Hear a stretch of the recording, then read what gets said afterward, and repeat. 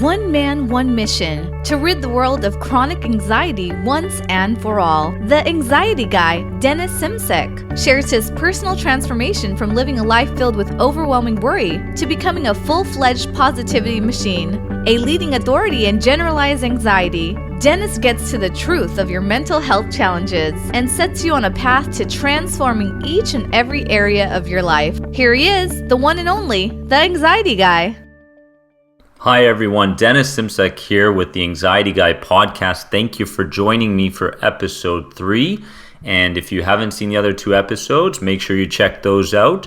We are on Facebook under the Anxiety Guy. We're also on Twitter. And make sure to subscribe through your favorite RSS feed or iTunes. With that said, let's get to episode 3. The topic is all about controlling your own mind. And that is a struggle that people with anxiety have. That is a struggle that people who have daily stresses have. That's a struggle sometimes for myself when it comes to my career. And everybody goes through this. And honestly, when I was watching a YouTube channel of a guy named Tai Lopez, he mentioned a fantastic quote. And the quote goes, "Who is mighty?" And it goes, "Who is mighty? The person who has control over his own mind. There's no limit to what we can achieve if we have control over our own thoughts and our belief system." And I completely agree with Tai on this, because he was also interviewing the Fonzie from Happy Days there. And I believe they were talking about what they thought the number one superpower was as far as human beings go. And they both agreed that the number one superpower that someone can have is complete control over their own mind. And I can vouch for this because I struggled for many years trying to gain some kind of control over my thoughts and my feelings, my emotions, my belief system. And I struggled for years. And, when we look at the professional tennis tour, for example, not all of you guys are familiar with tennis, and that's completely fine. But the biggest thing that separates, say, the top 50 players in the world compared to the 500 after that really does come down to who's got control over their nerves, their thoughts during those vital moments in a tennis match. So that's a great example to look at, because these people have very similar technique. Their tactics are great. They're not weaker than the top 50 in the world. They're not dumber. They're not worse coached than the top 50 in the world. But what separates the top 50 on the ATP tennis tour compared to the rest?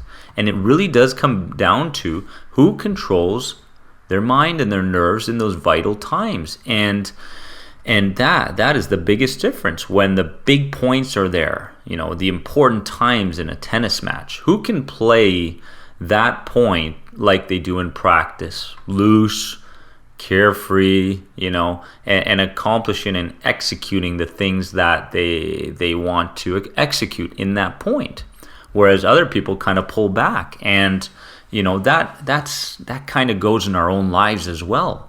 When we look at fear, let's talk about fear for a second.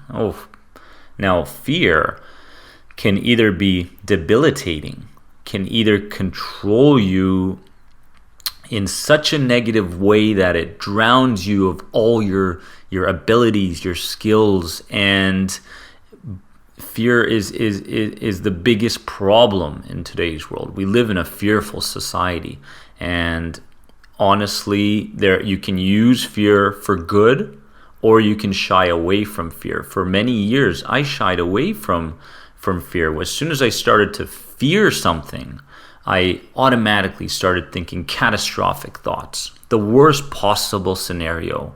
And then you look at someone and I'm going to go back to a sports idol of mine, and I refer to sports a lot, if you guys haven't noticed there. And I'm going to look at Michael Jordan. And Michael Jordan was someone that was able to bring out his best moments in the most stressful periods of a basketball game. And why was he able to do that? Because he used fear as motivation. Okay, and this is extremely important, especially if there are people listening to this podcast who are suffering from generalized anxiety and health anxiety, especially hypochondria, because when we have those fears in that moment, the first initial thought, okay, could be what if, and that's totally normal. Because we're confused, your body's confused, your mind's confused. And the way you react to that initial thought is either going to take you towards a place of benefiting you, or it's going to take you to a place of doom, okay? Or a place where, you truly deep down don't want to be. And for me, that was places like the emergency room due to my panic attacks, because it kind of just snowballed. It went from what if to catastrophic thinking and diving into my fearful symptoms. And next thing you knew I was totally overwhelmed by the symptoms, because they get worse as your thoughts get worse, as your emotions get worse. Your symptoms of anxiety get worse. So back to Michael Jordan, though. And when he experienced fear or pressure or these situations where most of us run away from and try to stay away from those kind of scenarios, he kind of said, what, bring it on, because this is what motivates me. When I feel fear, I almost get angry. Okay, he says he gets a little bit angry, and he uses that fear to do better, to add more energy into what he's doing. And that's something that we can do as well. And I did do this for a while, and it took a while before it set in, really, because it was a new way of thinking, completely new way of thinking, because before that it was disaster. I was a vegetable. I was a prune. And what I mean by prune, because I'd shriveled up at the first sign of fear and the first sign of a symptom. And instead, what I did was I started to get angry at my fear, and I started to get angry at my fearful thoughts. Next thing you know,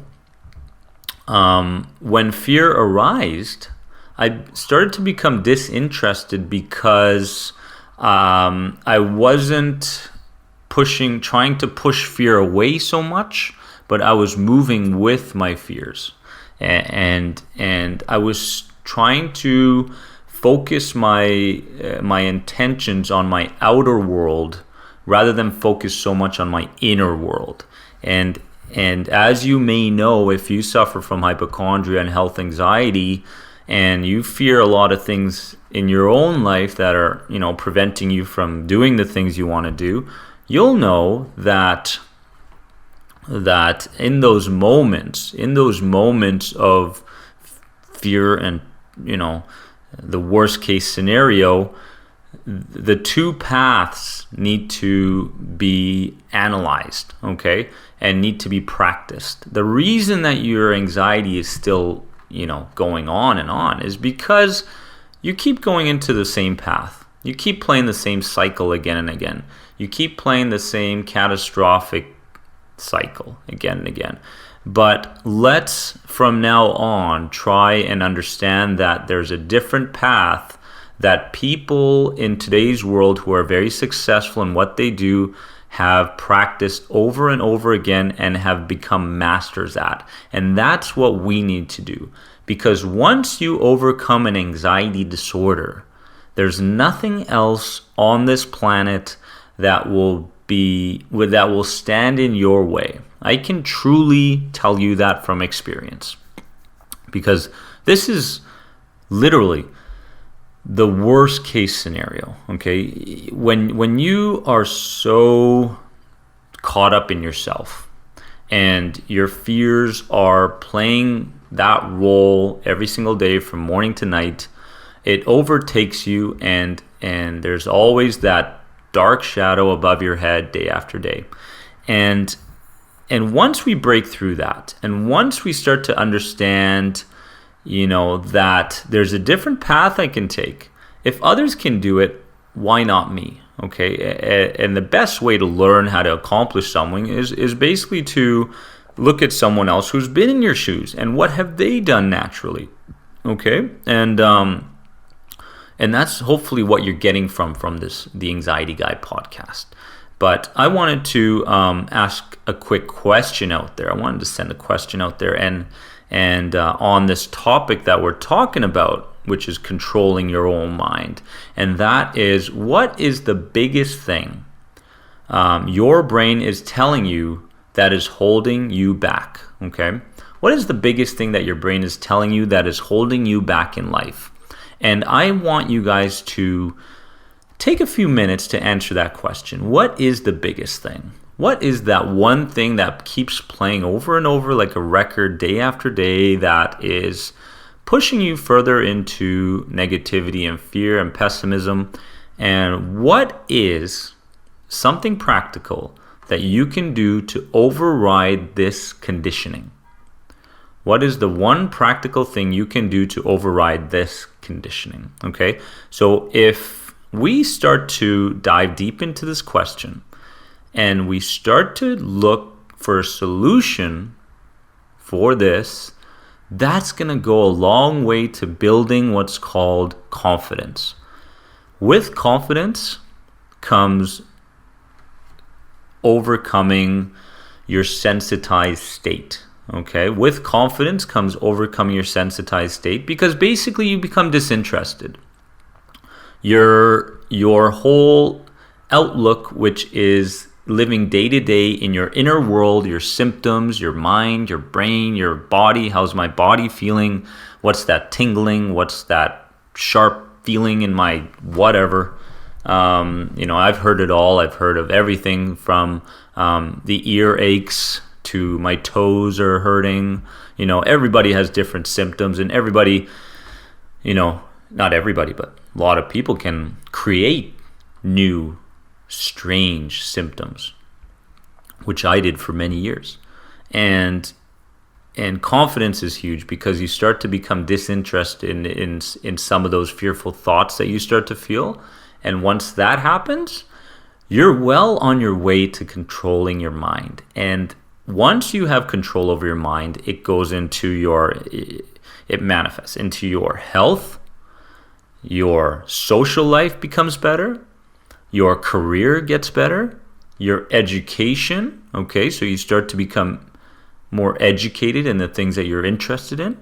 And everything, every part of your being becomes better. Religion, spirituality, things that are essential in today's world, in this chaotic, crazy world that is, this fearful society that we live in, and this overworked society that we live in. And everything gets better once you have control over your mind. And don't forget that just because you have this programming that's gone on and you're suffering from anxiety, that doesn't mean that you're always going to be suffering from anxiety. You've probably heard that before, but this is a temporary state. It's not forever, okay? And I want you to truly understand and believe that. But the mind always wants to go back to what's familiar, if you haven't noticed. And that familiarity can either be good or it can be bad. It can help you and can have value, or it can be debilitating and cause you harm and everything else. Because whatever your mind is familiar with is what it shoots towards. It's what it's focused towards. And for me, for many years, it was familiar with panic. It was familiar with fear at the workplace. It was familiar with stress when I was driving. And when those moments popped up, the same thoughts popped up over and over, which led to the same ending, which ended in complete exhaustion, physically, mentally, spiritually, and you get to the point where you almost want to give up the battle. I mean, there was one time where I, said, why am I even living this way? Why am I even living this way? If I've looked everywhere for a solution, everywhere. I was looking for the technique. I was looking for the pill. I was looking for some professional to help me. But everything that I was doing led towards coping. It was all towards coping. And the first line of treatments today, unfortunately, help you cope. They don't help you overcome your problem. Whether that's a pill, whether that's therapy, that you're constantly talking about your anxiety every single day. Obviously, the more you talk about your anxiety, the more anxiety you're going to have. So it was a brand new scenario for me, trying to do this naturally and do it through people that have done it in the past. And the other thing was that one other technique, and I heard this earlier today, was that to have what's called an opposite day, and Ty talks about this as well, and it's fantastic. A lot of successful people do this, where you notice the fears and you notice the familiar place that your mind wants to go and your body wants to go, but instead you have a morning and you dedicate that morning to thinking, you know what, I'm going to do the opposite. If your body doesn't want to go and do something active, you're going to do the opposite. If you are too fearful and scared to take a bath with essential oils or something like that for some leisure, some calm, some downtime, even if that downtime is 5 minutes, opposite, okay? And what starts to happen is you start to recondition yourself towards freedom and success. And that is the goal of this podcast, guys. This is going to be a breakthrough podcast for everybody out there. And the more we educate ourselves, the more we take part in things that we are fearful of and so forth, the more confidence we build. And the more confidence we build, the more we can control our mind, which was episode 3.